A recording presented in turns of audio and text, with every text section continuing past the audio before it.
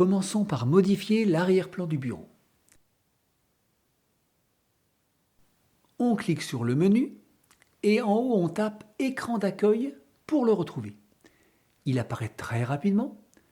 On fait un clic droit dessus. Alors on pourrait l'ajouter sur le panneau, ou bien sur le bureau, ou bien l'ajouter aux favoris. C'est-à-dire ici. On clique donc pour les favoris. On réouvre le menu et l'icône est bien ici. On peut la déplacer si on veut, pour qu'elle soit par exemple tout en haut. Bon, finalement, on va y arriver. Donc si on clique dessus, le panneau de bienvenue s'ouvre. On peut cliquer sur Premier pas et rejoindre la Logitech et la lancer. Ou bien passer directement par le menu et cliquer sur son icône.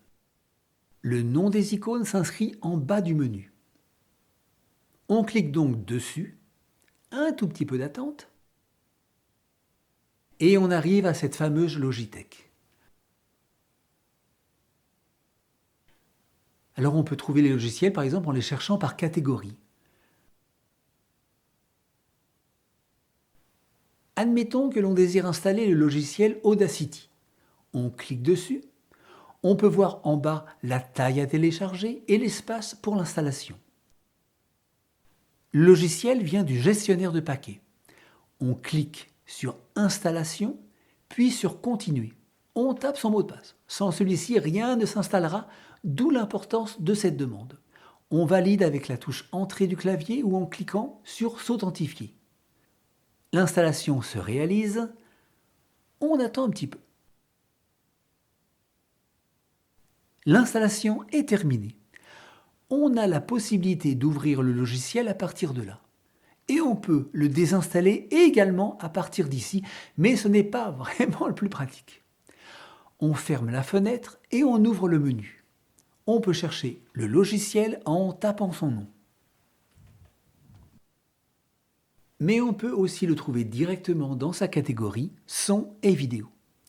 On fait un clic droit dessus. On peut l'ajouter sur le panneau, c'est-à-dire ici. Pour le lancer, un seul clic est nécessaire. Ou bien sur le bureau, mais là, pour le lancer, il faut un double clic. On peut aussi l'ajouter aux favoris si on le désire.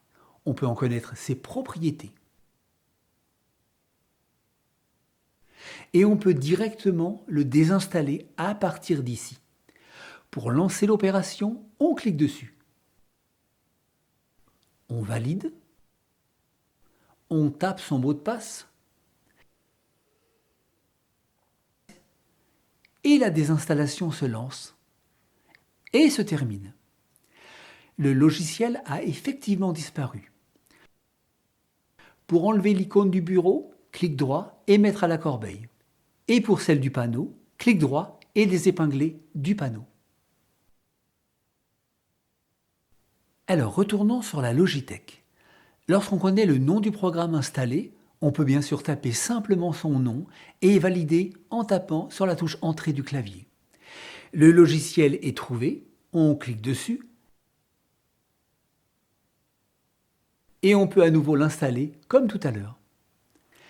Dans la prochaine vidéo, on va découvrir une autre forme de logiciel, les Flatpak, genre de version portable comme sur Windows. Bien que cela ne soit pas vraiment exactement cela. Donc, à suivre. Bonne fin de journée!